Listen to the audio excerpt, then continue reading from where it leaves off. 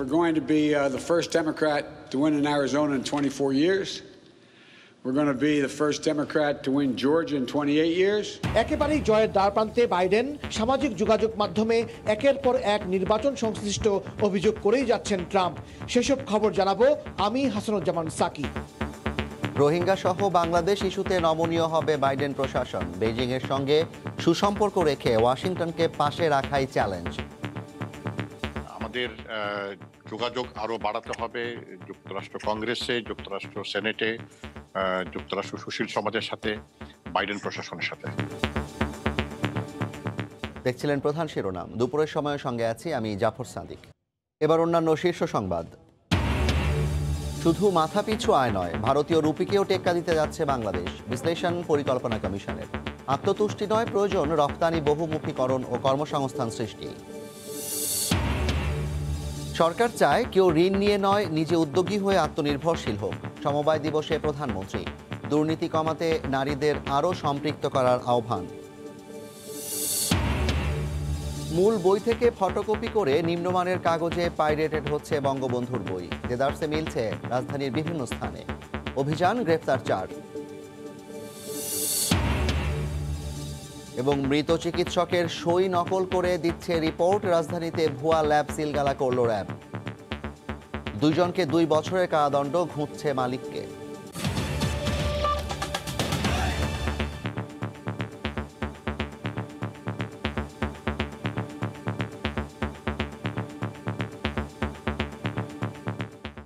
শুরুতে মার্কিন নির্বাচনের খবর।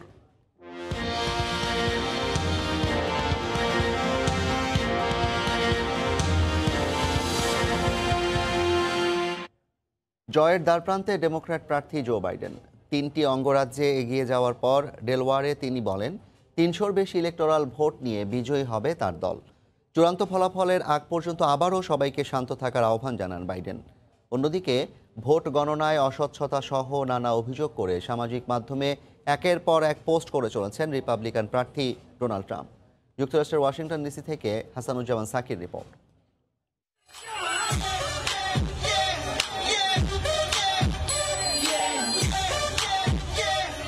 ভোট গণনায় পেনসিলভেনিয়া ও জর্জিয়ার মতো রিপাবলিকান ঘাঁটিতে নীল শিবিরের এগিয়ে যাওয়ার খবরে শুক্রবারই অনেকটা মসৃণ হয়ে যায় ডেমোক্র্যাট প্রার্থী জো বাইডেনের হোয়াইট হাউসে যাওয়ার পর।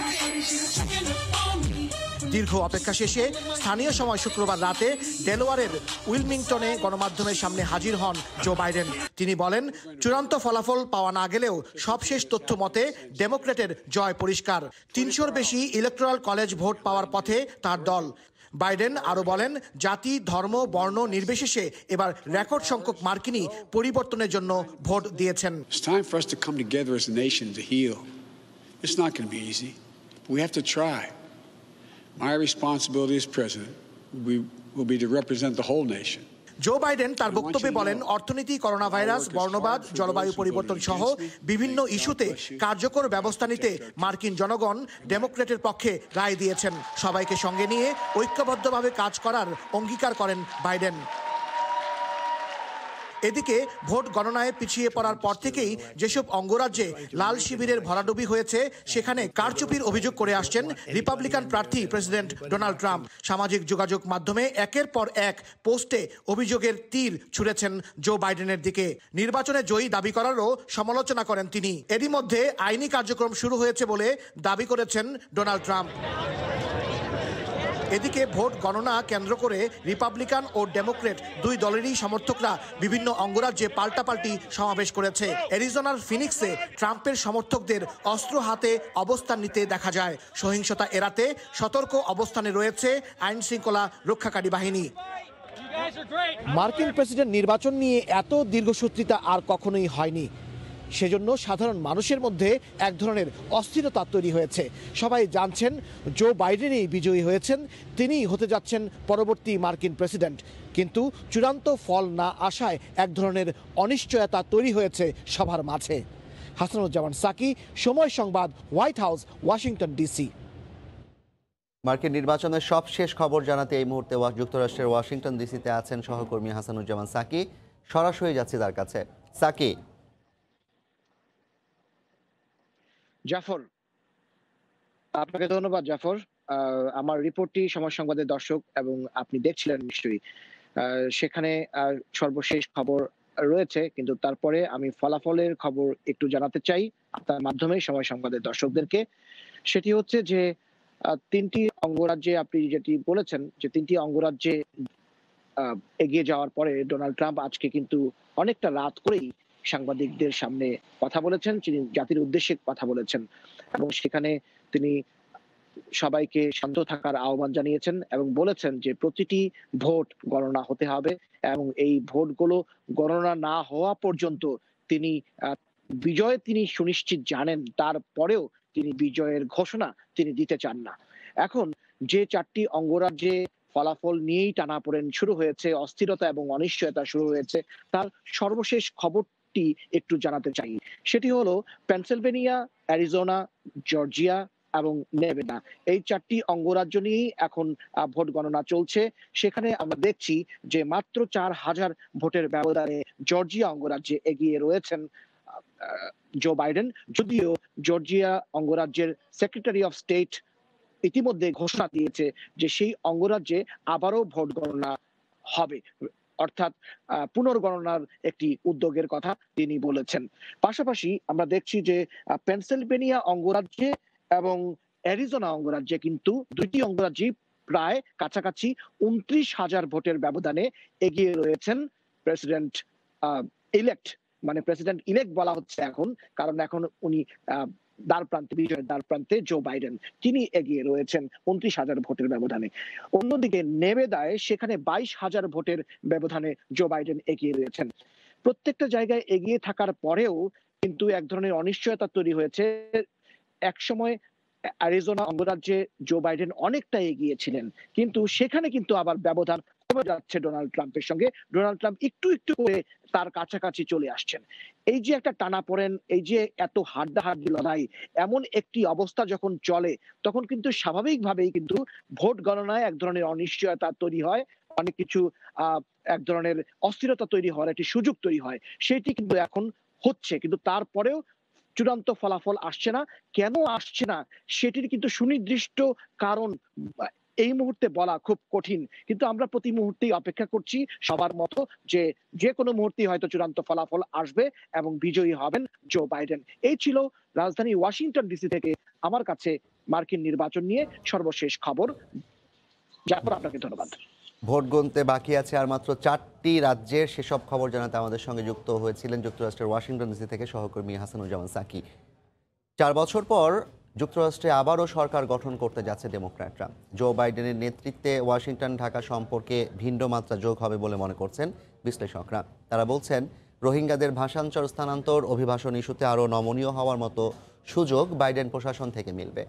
চীনের সঙ্গে সুসম্পর্ক রক্ষা করে ওয়াশিংটনকে কৌশলগতভাবে পাশে রাখাই এখন মূল চ্যালেঞ্জ বলে মনে করছেন তারা।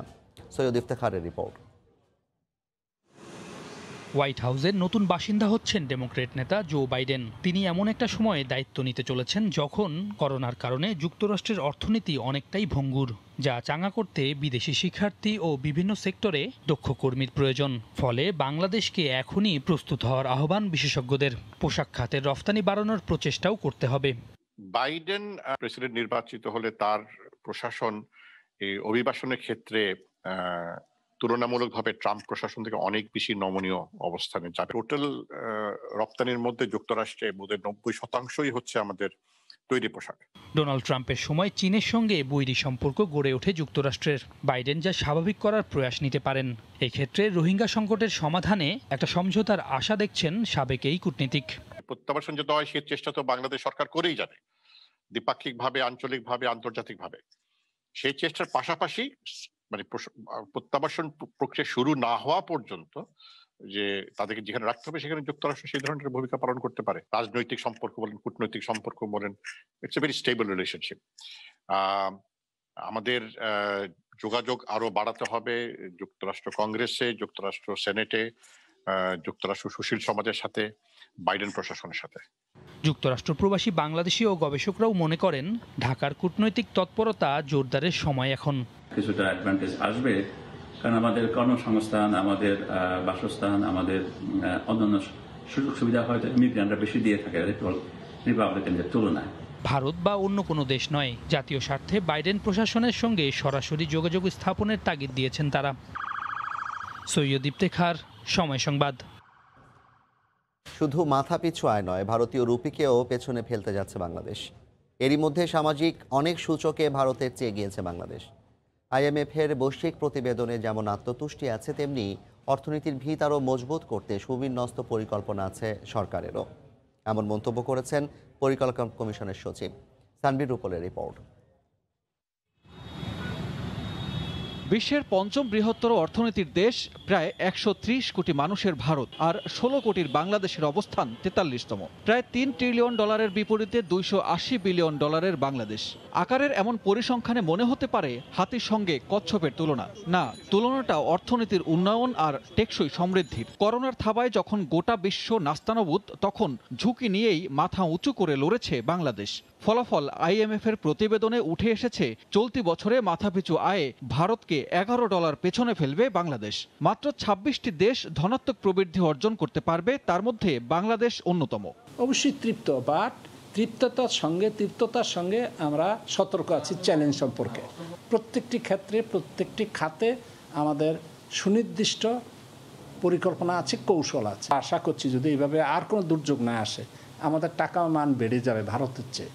করোনার মধ্যে ঝুঁকি নিয়ে সরবরাহ ব্যবস্থা ঠিক রাখার পাশাপাশি সঠিক সময়ে বিভিন্ন খাতের জন্য দেয়া হয়েছে প্রণোদনা। তবে ইতিবাচক অর্জনে আত্মতুষ্টিতে না ভুগে রফতানি বহুমুখীকরণের পাশাপাশি কর্মসংস্থান সৃষ্টির দিকে নজর দেওয়ার পরামর্শ অর্থনীতিবিদদের। মানুষের আয় বৃদ্ধি পাচ্ছে, এটা সত্য, কিন্তু সেই হারে কর্মসংস্থান সৃষ্টি করা যাচ্ছে না। অর্থনৈতিক কর্মকাণ্ডে এই বৈষম্যের জায়গাগুলোকেও আগামী দিনে অ্যাড্রেস করা দরকার রয়েছে। একই সাথে দেখা দরকার যে অর্থনৈতিক কর্মকাণ্ডের যে বৈচিত্র্যায়ন, সেই জায়গায় উৎপাদন বৃদ্ধির চেষ্টা করা। মাতৃমৃত্যুর হার, গড় আয়ু, স্যানিটাইজেশন, ক্ষুধা সূচক, নিরাপদ পানির ব্যবহার, নারীদের অংশগ্রহণের মতো বিষয়গুলোতে ভারতের চেয়ে এগিয়ে আছে বাংলাদেশ। সানবির রূপল, সময় সংবাদ, ঢাকা। কেউ ঋণ নির্ভর না হয়ে নিজস্ব উদ্যোগ বাস্তবায়নের মাধ্যমে আত্মনির্ভরশীল হবে। সরকার এমনটাই চায় উল্লেখ করে প্রধানমন্ত্রী শেখ হাসিনা বলেছেন, সমবায়ের মাধ্যমে নারীদের আরও সম্পৃক্ত করতে হবে। সকালে জাতীয় সমবায় দিবস উপলক্ষে আয়োজিত অনুষ্ঠানে একথা বলেন প্রধানমন্ত্রী। তিনি জানান, দারিদ্র্য বিমোচন করতে প্রয়োজন সমবায়ী উদ্যোগ। দেশে বর্তমানে 29টি ক্যাটাগরিতে সমবায় সমিতি রয়েছে 1,90,000। এগুলোর বিভিন্ন উদ্যোগে এখন কর্মসংস্থানের সুযোগে ভাগ্য বদলেছে 10 লাখেরও বেশি মানুষের। টেকসই উন্নয়ন নিশ্চিত করতে আধুনিক গ্রাম সৃষ্টির জন্য বঙ্গবন্ধুর বহুমুখী গ্রাম উন্নয়ন নীতি কাজে লাগিয়ে 10টি গ্রামে নেওয়া হয়েছে বিশেষ পাইলট প্রকল্প। ফলে গ্রামে নিশ্চিত হবে সরকারের 17টি দপ্তরের সেবা। চেষ্টা চলছে নগরের সুবিধা দেয়ারও। সমবায়ের মাধ্যমে সমাজের চেহারা পাল্টে দেওয়ার এমন উদ্যোগগুলোই আলোচিত হলো 49তম জাতীয় সমবায় দিবসের অনুষ্ঠানে। ভার্চুয়াল পরিসরে এবছর 9টি সমিতি ও 1জন সমবায়ীর হাতে দেয়া হলো জাতীয় সমবায় পুরস্কার। প্রধানমন্ত্রী শেখ হাসিনা বলেন, সমবায়ের উন্মেষ ঘটাতে পারলে ত্বরান্বিত হবে দারিদ্র্য বিমোচন।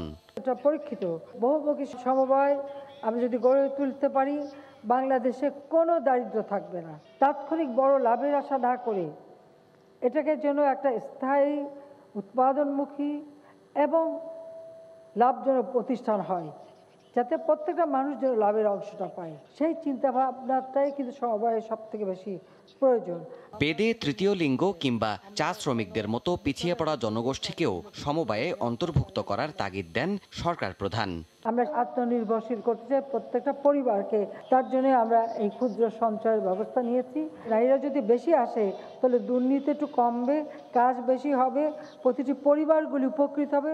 শীত মৌসুমে করোনা মহামারী বাড়ার শঙ্কায় সবাইকে সতর্কতা অবলম্বন করতে বলেন শেখ হাসিনা। এমন একটা ভাইরাস সারা বিশ্বকে অচল করে দিয়েছে। আজকে আমাদেরও সেই একই অবস্থা। আমি তো গণভবনে বন্দি জীবন যাপন করছি। দেবাশিস রায়, সময় সংবাদ, ঢাকা। বিএনপি মহাসচিব মির্জা ফখরুল ইসলাম আলমগীর বলেছেন, জনগণের অধিকার কেড়ে নিয়ে গণতন্ত্র ধ্বংস করে দিয়ে জোর করে ক্ষমতায় আছে আওয়ামী লীগ।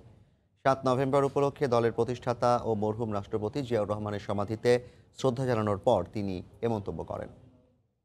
1975-এর পূর্বে যে একদলীয় শাসন ব্যবস্থা বাকশাল প্রতিষ্ঠা করা হয়েছিল, জনগণের অধিকারকে হরণ করা হয়েছিল, আজকে আবার সেই একই কায়দায় বাংলাদেশের জনগণের অধিকারকে হরণ করে নিয়ে গণতন্ত্রকে ধ্বংস করে দিয়ে আওয়ামী লীগ আজকে জোর করে ক্ষমতায় দখল করে বসে আছে। সেই জন্যই আজকে আমাদের এখানে আমরা শপথ নিয়েছি যে আমরা গণতন্ত্রকে উদ্ধার করব, মিথ্যা মামলায় সাজাপ্রাপ্ত আমাদের নেত্রী দেশনেত্রী বেগম খালেদা জিয়াকে মুক্ত করব এবং এই গণতন্ত্রের সংগ্রামকে অবশ্যই জয়ী করবো ইনশাআল্লাহ। মূল বই থেকে ফটোকপি করে নিম্নমানের কাগজে পাইরেটেড হচ্ছে বঙ্গবন্ধু শেখ মুজিবুর রহমানের লেখা কারাগারের নজরামচা, আমার দেখা, নয়াচীন ও অসমাপ্ত আত্মজীবনী। রাজধানীর বিভিন্ন স্থানে কম দামে দেদারসে বিক্রি হচ্ছে। সম্প্রতি আইনশৃঙ্খলা রক্ষা বাহিনীর অভিযানে উদ্ধার হয় এমন পাইরেটেড বই। নীলক্ষেত থেকে গ্রেফতার 4 বই বিক্রেতাকে বিভিন্ন মেয়াদে কারাদণ্ড ও জরিমানা করা হয়। বাংলা একাডেমি থেকে প্রকাশিত হয়েছে জাতির জনক বঙ্গবন্ধু শেখ মুজিবুর রহমান রচিত কারাগারের রোজ নামচা, আমার দেখা, নয়াচীন, অসমাপ্ত আত্মজীবনী। কিন্তু এই বইগুলো ফটোকপি করে কম দামে রাজধানীর বিভিন্ন স্থানে বিক্রির খবর পায় আইনশৃঙ্খলা রক্ষা বাহিনী। এরপর বৃহস্পতিবার রাজধানীর নিউ মার্কেট ও নীলক্ষেতের বেশ কয়েকটি বইয়ের দোকানে অভিযান চালায় গোয়েন্দা পুলিশ। সেখান থেকে বইগুলোর পাইরেটেড কপি উদ্ধার করা হয়। দোকানগুলো মূল প্রকাশনার বই থেকে ফটোকপি করে নিম্নমানের কাগজে এই বইগুলো বিক্রি করে আসছিল। বিক্রেতারা বলছেন বিভিন্ন সোর্সের মাধ্যমে পাইরেটেড এই বইগুলো কিনেন তারা। এই মার্কেটে অনেকগুলি পাইকারি দোকান আছে, অনেকগুলি দোকানই আছে, সবার কাছ থেকেই সবাই নেয়। আইনশৃঙ্খলা বাহিনী বলছে অধিক লোভের আশায় একটি চক্র বইগুলো পাইরেটেড করে বাজারে বিক্রি করছে, যা আইনগত দণ্ডনীয় অপরাধ। এই 3টি বই বাংলা একাডেমি থেকে চিঠির মাধ্যমে আমরা জানতে পারি যে এগুলো পাইরেটেড হচ্ছে। কারাগারের রোজ নামচা, আমার দেখা, নয়াচীন, অসমাপ্ত আত্মজীবনী এবং আরও এই ধরনের যে গুরুত্বপূর্ণ বইগুলো আছে সেই বইগুলোর ব্যাপারে আমরা খুব গুরুত্ব দিয়ে এই অনুসন্ধানটা করব। পাইরেটেড বইগুলোতে মূল বইয়ের কোনো অংশ বিকৃত করা হয়েছে কিনা তাও খতিয়ে দেখা হচ্ছে বলে জানান তিনি। শাহরিয়ার জামান দ্বীপ, সময় সংবাদ, ঢাকা। মৃত চিকিৎসকের নামে সই দিয়ে মাসের পর মাস রোগীদের দেয়া হতো ভুয়া রিপোর্ট। 10 বছর ধরে থাইরয়েড, হেপাটাইটিসের মতো পরীক্ষার ল্যাব পরিচালনা করলেও সক্ষমতা নেই বললেই চলে। রাজধানীর শ্যামলীতে হাইপোথাইরয়েড সেন্টার নামে একটি ল্যাবে অভিযানে বেরিয়ে আসে অনিয়মের এ ভয়াবহ চিত্র। এ যেন হার মানিয়েছে রিজেন্ট কিংবা জেকেজিকেও। 10 বছর ধরে ল্যাব পরিচালনা করছে হাইপোথাইরয়েড সেন্টার। থাইরয়েডের নানা রিপোর্ট সহ হেপাটাইটিস, ব্লাড কালচার সহ চলতো নানা পরীক্ষা, অথচ সেই ল্যাবের এমন বেহাল দশা। এই হচ্ছে হাইপোথাইরয়েড সেন্টারের একদম মূল ল্যাব। এই ল্যাবে যে কি পরিমাণ টেস্টের রিপোর্ট দেওয়া হয় সেটি তো আমরা দেখেছি, কিন্তু টেস্ট করা হয় কেবলমাত্র এই যে এখানে মিলেছে কেবলমাত্র 2টি মাইক্রোস্কোপ এবং এভাবে ফেলে রাখা বেশ কিছু স্যাম্পল আর একটি নষ্ট ফ্রিজ, যার মধ্যে বিভিন্ন ধরনের টেস্টের উপকরণ সাজানো আছে। আর রিপোর্ট দিতে ব্যবহার করা হতো নামী চিকিৎসকের নাম। সবশেষ অধ্যাপক মনিরুজ্জামানের স্বাক্ষরে অক্টোবরে রিপোর্ট দেওয়া হলেও এই চিকিৎসক করোনায় প্রাণ হারান মে মাসের প্রথম সপ্তাহে। কর্মচারীরা বলছেন 2-1টা টেস্ট করা হলেও বাকিগুলো দেওয়া হতো অনুমান করে। কিছু কিছু টেস্ট হতো না, সব হতো না। ড্রাইভার করতে হবে না, স্যার করতে, সেটা আমরা সঠিক জানি না। স্যাম্পল আমরা আমাদের বিভিন্ন ডিস্ট্রিক্টে লোক আছে। আমি কখনো দেখিনি স্যারকে এখানে আসতে। উনি তো কেমিস্ট, উনি ভালো বলতে পারবেন। হ্যাঁ, রিপোর্ট করে উনি বলতো যে এই পয়েন্টটা তুমি বসাই দাও, এটাই, আর আমি ওটা বসাতাম। এছাড়া আরও মিলেছে চিকিৎসকের স্বাক্ষর করা অসংখ্য ভুয়া রিপোর্ট। থাইরয়েড সেন্টার দেশের বিভিন্ন এলাকা থেকে কুরিয়ারের স্যাম্পল সংগ্রহ করে মেইলের মাধ্যমে রিপোর্ট সরবরাহ করত। 5 বছরে কোনোদিন প্রফেসর মনিরুজ্জামান এখানে বসেন নাই, তো না বসলে তার মানে কি সবগুলো রিপোর্টে কিন্তু ফেক। একই সাথে আমরা দেখলাম যে এখানে টেস্ট না করেই সবগুলো রিপোর্ট দেওয়া হচ্ছে। এবং আরেকটা বিষয় হচ্ছে যে এখানে 2 চিকিৎসকের নামে অ্যাডভান্স হচ্ছে আপনার স্বাক্ষর করে রেখেছে। যে অন্য সময় দেখতাম যে চিকিৎসক পরিবর্তে টেকনিশিয়ানরা সাইন করছে, কিন্তু এখানে দেখলাম যে চিকিৎসকের পরিবর্তে ড্রাইভার স্বাক্ষর করেছে। দুজনকে 2 বছরের কারাদণ্ড ও প্রতিষ্ঠান সিলগালা করে র্যাব। পাশাপাশি খোঁজা হচ্ছে মালিক বাকেরকে। রাশেদ লিমন, সময় সংবাদ, ঢাকা। রাজধানীর মোহাম্মদপুর এলাকায় বিভিন্ন ল্যাবের অনুমোদনহীন কার্যক্রমের বিরুদ্ধে অভিযান চালাচ্ছে র্যাবের ভ্রাম্যমাণ আদালত। সেখানে আছেন রিপোর্টার রাশেদ লিমন। বিস্তারিত জানতে সরাসরি যাচ্ছে তার কাছে। লিমন,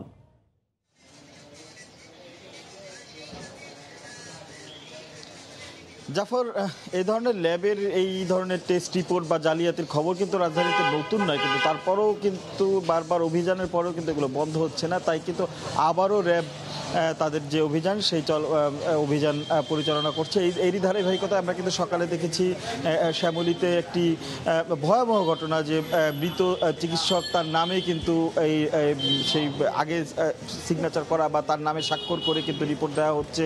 পাশাপাশি আমরা সেখানে অভিযানে গিয়েও কিন্তু দেখেছি যে একদম দিস্তায় রিপোর্ট কিন্তু স্বাক্ষর করা চিকিৎসকদের, এবং সেখানে কিন্তু কোনোই সেই হাইপোথাইরয়েড কেয়ার নামে যে প্রতিষ্ঠানটি দেখেছিলাম লেপটি, সেখানে কিন্তু আসলে পরীক্ষা করার মতো কোনো যন্ত্রপাতি আমরা দেখিনি। মোটামুটি সব রিপোর্টে কিন্তু অনুমান ভিত্তিক দেওয়া হতো। এবং এরপরে ঠিক আমরা এসেছি মোহাম্মদপুরের রাস্তার এপারে, মোহাম্মদপুরের বাবর রোডে, এখানে সন্ধি ডায়াগনস্টিক সেন্টার নামে একটি ডায়াগনস্টিক সেন্টার। এখানে কিন্তু র্যাবের অভিযান এখনও চলমান রয়েছে। যদিও আমরা যতটুকু জানতে পেরেছি যে এই ল্যাবটির প্রধান যে অভিযোগটি, এই ল্যাবটি একদম বাবর রোডে অর্থাৎ সরওয়ার্দী শিশু হাসপাতাল কিংবা কিডনি এর ঠিক উল্টো পাশেই অবস্থিত। এবং তাদের বিরুদ্ধে মূল যে অভিযোগ, এখানে কিন্তু বেশ কয়েকজন প্রাইভেট চিকিৎসক ভাবে চিকিৎসা দিয়ে থাকেন, এবং তারা এই সরকারি হাসপাতালগুলো থেকে দালালের মাধ্যমে রোগীদের ভাগিয়ে আনেন বলে একটা অভিযোগ মূলত পাওয়া গেছে। এবং আমরা কিন্তু এসে এর প্রমাণও পেয়েছি। বিশেষ করে শিশু হাসপাতালের সামনে থেকে একটি রুগী তারা নিয়ে এসে প্রায় 2.5 ঘন্টা বসিয়ে রেখেছে, কোনো চিকিৎসাও দিতে পারেনি। এমন আমরা একদম সরজমিনে এসে প্রথমে এটাই দেখতে পেয়েছি। এরপরে এখানে যে ল্যাব ব্যবস্থা সেটি কেমন, বা যে উপকরণ দিয়ে টেস্ট করা হয় বা পরীক্ষা নিরীক্ষা করা হয় সেগুলো আসলে কতখানি মানসম্মত, বা তারা যে টেস্ট করে সেগুলোর সক্ষমতা তাদের আছে কিনা, সেগুলো কিন্তু এই মুহূর্তে র্যাবের যে টিম রয়েছে ম্যাজিস্ট্রেট সারোয়ার আলমের নেতৃত্বে তারা কিন্তু সেগুলো যাচাই বাছাই করছে। এবং এরপরে আসলে আমরা জানতে পারবো যে অভিযোগগুলো ভিত্তিতে অভিযান পরিচালনা করা হচ্ছে সেগুলোর কতটুকু সত্যতা মিলল, এবং সেই প্রেক্ষিতে র্যাব তাদের এই চলমান যে অভিযান, সেই অভিযানে তাদের বিরুদ্ধে কী ব্যবস্থা নেয়। তো এই ছিল এখনকার মতো আমার কাছ থেকে দেওয়ার মতো সবশেষ তথ্য। জাফর। রাজধানীর মোহাম্মদপুরে বিভিন্ন ল্যাবে অভিযান চালাচ্ছে র্যাবের ভ্রাম্যমাণ আদালত। সে খবর জানাতে আমাদের সঙ্গে সরাসরি যুক্ত হয়েছিলেন রিপোর্টার রাশেদ লিমন।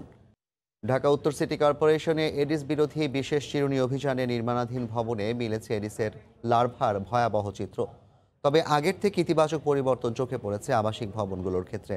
অভিযানে লার্ভা ও মশার বংশ বিস্তারের অনুকূল পরিবেশ পাওয়ায় বেশ কয়েকটি প্রতিষ্ঠানকে অর্থদণ্ড দিয়েছেন ভ্রাম্যমাণ আদালত।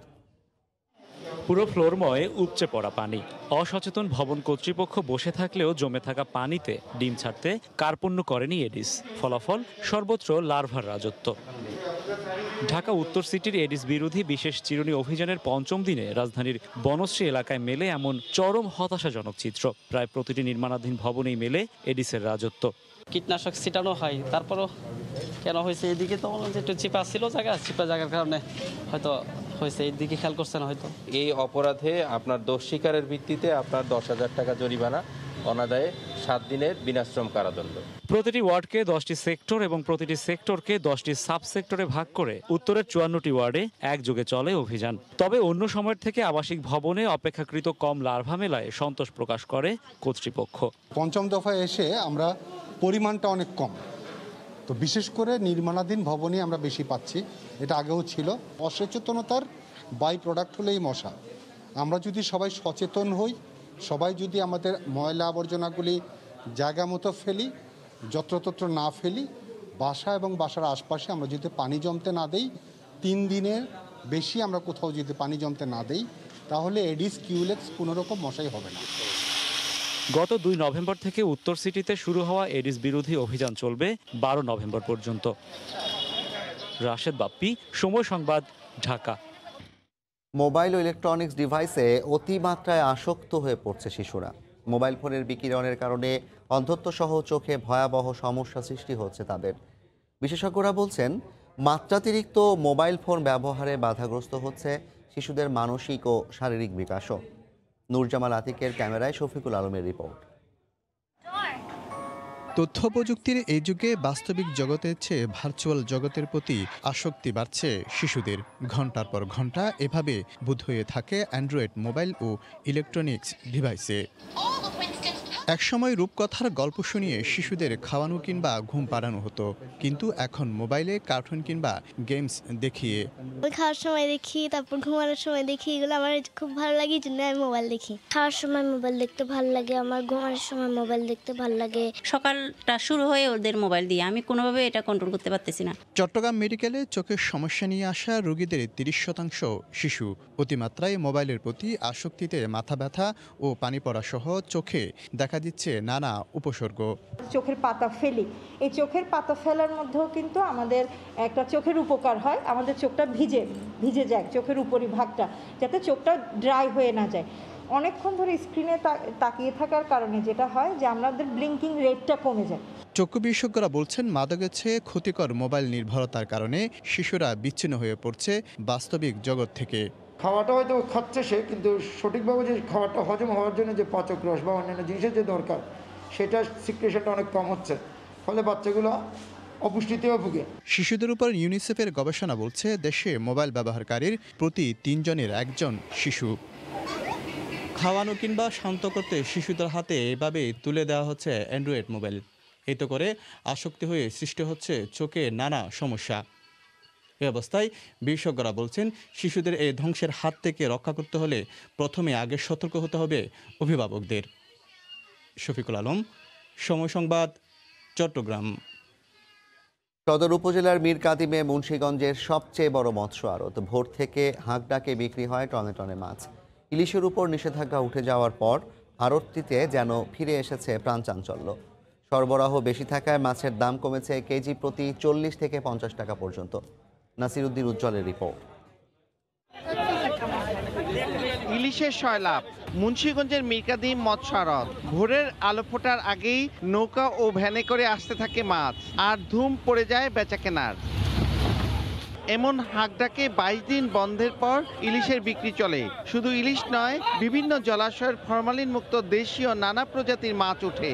অনেক ধরনের মাছ উঠে বাজারে, বিভিন্ন দামে বিভিন্নভাবে ক্রয় করা যায়। ফ্রেশ ইলিশ পাওয়া যায়, দামও সস্তা। রুই মাছ, পাঙ্গাস মাছ, ইচা মাছ, চিংড়ি মাছ, সিজনের মাছের সিজনে এখন এই ঘাটের মাছ আমরা নিয়ে বাজারে ভালো বিক্রি করতে পারি, ভালো দামে সাশ্রয়। রাজশাহী নাটোরের তেইশেলপুরে হাতে আছে, মুনপুরের মাছের বিভিন্ন জায়গার মাছ আছে এই ঘাটের মধ্যে। ধলেশ্বরী নদীর তীরে খোলা আকাশের নিচে 1.5 একর জমির উপর এই মাছের হাট। পাইকাররা মাছ কিনতে আসে, তারাও দুর্ভোগ কষ্ট করে। রাস্তার পরিস্থিতি ভালো না, কোনো কিছু উন্নতি হয় নাই। সরকারের কাছে আমরা আকুল আবেদন জানাই, সরকার জমামদিকে লক্ষ্য রেখা সহযোগিতা করে। 40টি আড়ত এবং শতাধিক বিক্রেতা মাছের পসরা নিয়ে বসেন এই আড়তে। ভোর 6টা থেকে সকাল 8:30 পর্যন্ত 2.5 ঘন্টায় এখানে বিক্রি হয় প্রায় কোটি টাকার। নাসিরউদ্দিন উজ্জ্বল, সময় সংবাদ, মুন্সিগঞ্জ। করোনা ভাইরাসের কারণে বাংলাদেশ, ভারত সহ বেশ কয়েকটি দেশের নাগরিকদের চীনে প্রবেশে নিষেধাজ্ঞা জারি করেছে বেইজিং। এনডিটিভির খবরে বলা হয়, বাংলাদেশ, ব্রিটেন, ফ্রান্স, বেলজিয়াম ও ভারতে করোনা পরিস্থিতির অবনতি হওয়ায় এসব দেশের নাগরিকদের ভিসা সাময়িকভাবে স্থগিত রাখা হয়েছে। আর তাই বৈধ ভিসা ও রেসিডেন্ট পারমিট থাকলেও তারা চীনে প্রবেশ করতে পারবেন না। গেল 3রা নভেম্বর থেকে এটি কার্যকর করা হয়েছে বলে ওই প্রতিবেদনে উল্লেখ করা হয়। গেল 5 মাসের মধ্যে নির্বাচনী উত্তেজনার সময় অক্টোবরে সবচেয়ে কম কর্মসংস্থান সৃষ্টি হয়েছে যুক্তরাষ্ট্রে। আসার খবর, বেকারত্ব 14% থেকে ধীরে ধীরে 7% নেমেছে। এদিকে কে হচ্ছেন হোয়াইট হাউসের কর্ণধার, সেই আভাস পাওয়ার পর থেকে চাঙা মার্কিন শেয়ার বাজার। কে ধরবেন করোনায় বিপর্যস্ত যুক্তরাষ্ট্রের অর্থনীতির হাল? কে কর্মসংস্থান সৃষ্টি করবেন লাখ লাখ মানুষের জন্য? এমন উত্তেজনা যখন তুঙ্গে, তখন যুক্তরাষ্ট্রে অক্টোবর মাসেই 6,38,000 মার্কিনীর কর্মসংস্থান সৃষ্টি হয়েছে। এ হার গেল 5 মাসের মধ্যে সবচেয়ে কম হলেও ধীরে ধীরে কমতে শুরু করেছে বেকারত্ব হার। সেই সাথে কমছে বেকার ভাতা নেয়া মার্কিনীর সংখ্যাও। অক্টোবরে বেড়েছে দেশটির অর্থনৈতিক কার্যক্রম। এদিকে যতই জয়ের দিকে এগোচ্ছেন ডেমোক্রেট প্রার্থী জো বাইডেন, ততই ভালো অবস্থানে যাচ্ছে মার্কিন শেয়ার বাজার। সপ্তাহ জুড়েই চাঙা ওয়াল স্ট্রিটের ডো জন্স, S&P আর নাসডাক কম্পোজিট সূচক। এদিকে মার্কিন প্রেসিডেন্ট নির্বাচনকে ঘিরে চাঙা এশিয়ার শেয়ার বাজারও। ঊর্ধ্বমুখী জাপান, দক্ষিণ কোরিয়া আর হংকংয়ের শেয়ার বাজারের বিভিন্ন সূচক। তবে মার্কিন অর্থনীতিবিদরা বলছেন ক্ষমতায় যেই আসুক না কেন এত সহজে মার্কিন অর্থনীতিতে কোনো ম্যাজিক দেখাতে পারবেন না তারা। করোনা মহামারীর কারণে দেশের অর্থনীতি এতটাই বিপর্যস্ত যে সরকারের কোনো পদক্ষেপই রাতারাতি বদলে দিতে পারবে না মার্কিন অর্থনীতির বর্তমান অবস্থা। ঈশিতা ব্রহ্ম, সময় সংবাদ। We're going to be the first Democrat to win in Arizona in 24 years. We're going to be the first Democrat to win Georgia in 28 years. জয়ের দ্বারে বাইডেন, ৩০০-র বেশি ইলেকটোরাল ভোট পাওয়ার আশা। সামাজিক মাধ্যমে একের পর এক পোস্টে কারচুপির অভিযোগ ট্রাম্পের। সরকার চায় কেউ ঋণ নিয়ে নয়, নিজে উদ্যোগী হয়ে আত্মনির্ভরশীল হোক। সমবায় দিবসে প্রধানমন্ত্রী দুর্নীতি কমাতে নারীদের আরও সম্পৃক্ত করার আহ্বান। এবং মৃত চিকিৎসকের সই নকল করে দিচ্ছে রিপোর্ট। রাজধানীতে ভুয়া ল্যাব সিলগালা করল র্যাব। 2 জনকে 2 বছরের কারাদণ্ড, খুঁজছে মালিককে। এই ছিল দুপুরের সময়। সঙ্গে থাকুন সময়।